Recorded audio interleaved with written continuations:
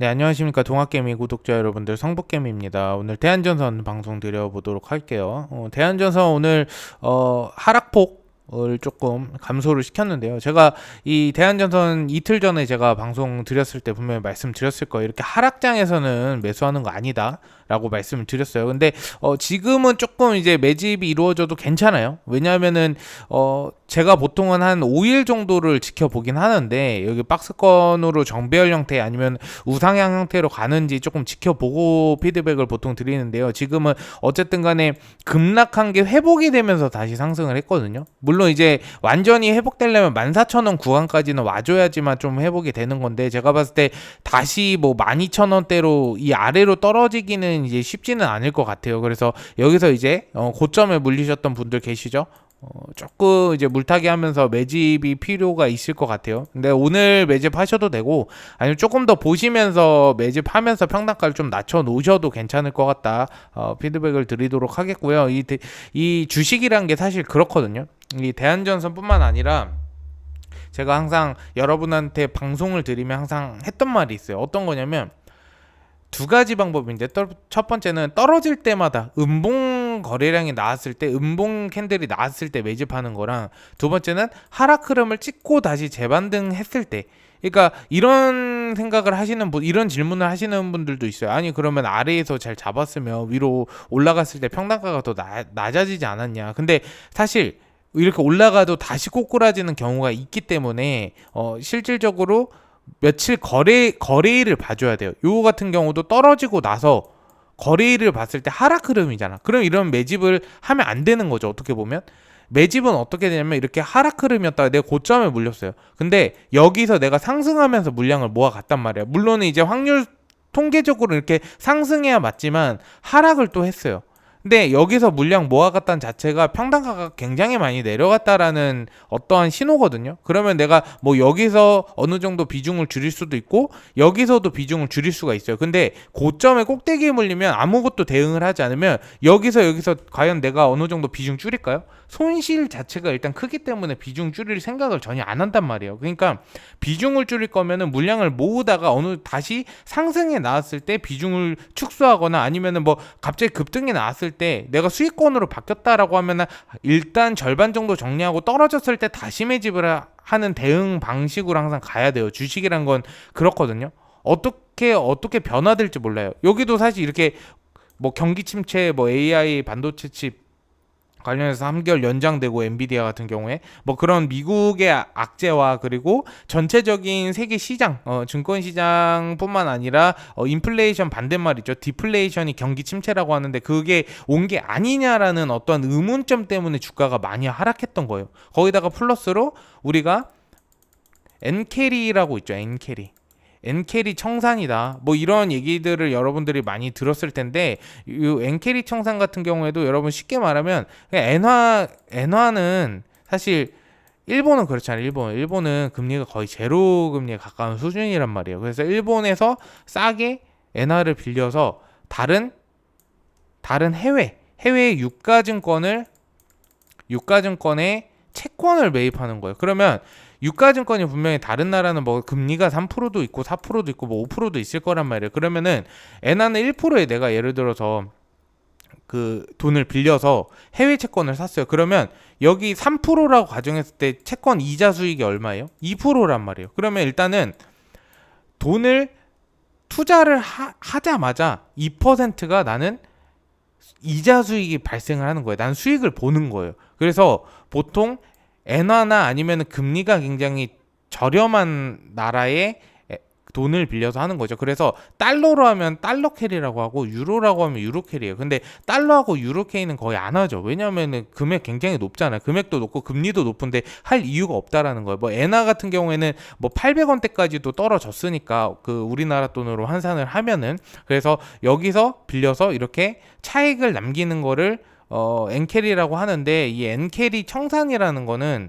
이 돈을 차익금을 차익 실현을 하고 나서 남은 돈을 엔화를 갚는 거예요. 근데 이게 아무래도 조단이다 보니까 제가 봤을 때는 단발적인 거면 괜찮아요. 단발적인 거면은 뭐 일시적으로 그럴 수도 있다라고 생각을 하는데, 이게 이제 문제가 뭐냐면 장기적으로 갈 경우, 장기적으로 갈 경우에 안 좋냐면 엔화의 빛을 청산하면 조단이라고 아까 말했죠. 엔화의 빛을 청산하면 어떻게 돼요, 여러분들?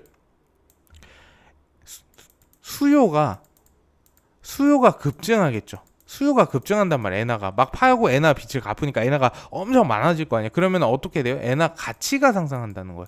청산을 하게 되면 가치가 상승하면 어떻게 해요? 엔화가 올라요.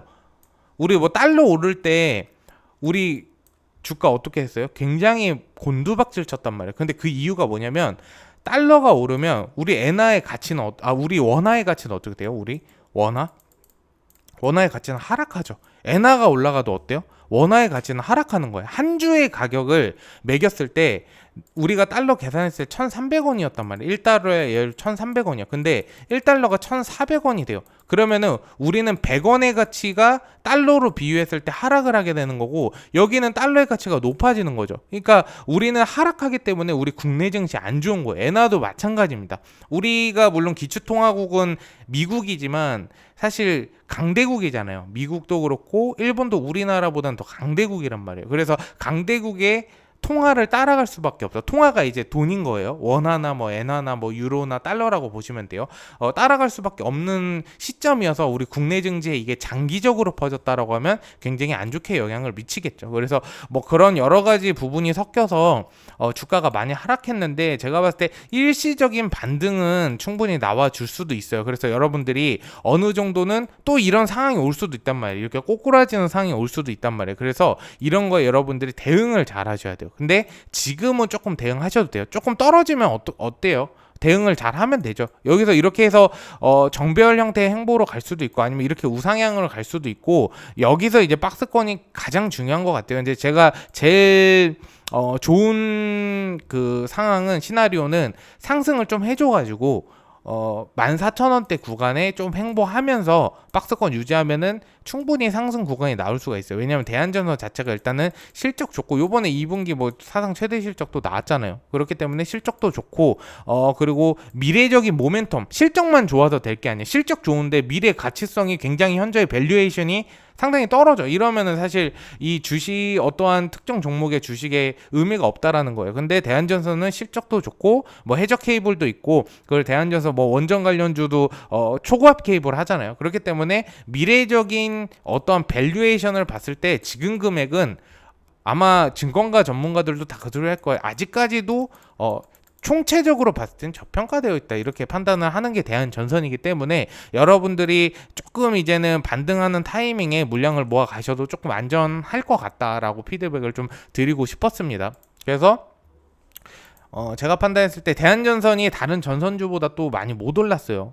그렇기 때문에 제가 판단했을 때는 지금 13,000원대는 돌파를 해줬잖아요. 그래서 내일 좀 더 지켜보다가 만약에 여기서 이렇게 행보한다라고 하면은 13,000원 아래로 떨어지면은 물량 모으시지 마시고 13,000원 이상에서 조금 올라가서 박스권 그려준다라고 했을 때 물량 모아 가셔도 괜찮을 것 같아요. 조금 여유 자금이 많은 사람, 난 총알이 시드가 많아. 그럼 지금부터 모아 가셔도 전혀 상관이 없죠. 근데 뭐 15,000원, 16,000원 있는 분들 같은 경우에는 제가 봤을 때는 특히나 15,000원은 굳이 뭐 물량을 모을 필요는 없을 것 같고 뭐 19,000원, 20,000원, 18,000원 이상 되시는 분들은 요거는 물량을 내려야죠. 왜냐하면 마이너스 거의 30%에서 40% 가까이 되기 때문에 요거는 물량을 모아 가는 게 저는 맞다라고 좀 판단을 하고 있습니다. 그래서 18,000원 이상 되시는 분들은 물량을 조금씩 모아 가시되 한 방에 크게 들어가시지 마시고 일단 조금씩 정찰병 보내면서 물량을